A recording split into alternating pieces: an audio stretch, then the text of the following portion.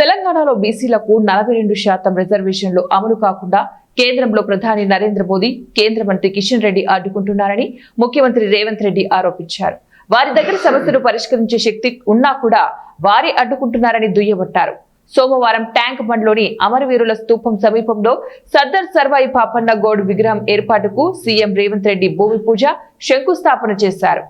అనంతరం రవీంద్ర భారతిలో ఏర్పాటు చేసిన పాపన్న గౌడ్ 375వ జయంతి కార్యక్రమంలో పాల్గొన్నారు.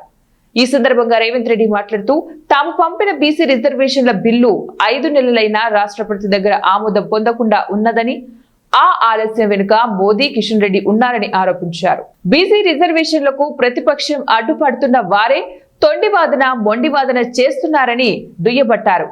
చదువుకున్న వారు, కేంద్ర మంత్రులుగా పనిచేస్తున్న వారు కూడా మత ప్రాతిపదికన రిజర్వేషన్లు చేశారంటూ వితండవాదన చేస్తున్నారని మండిపడ్డారు. మత ప్రాతిపదికన రిజర్వేషన్లు అనేది చట్టంలోనే లేదని, అలా చేస్తే 2 నిమిషాల్లోనే సుప్రీంకోర్టు దానిని కొట్టివేస్తుందని చెప్పారు.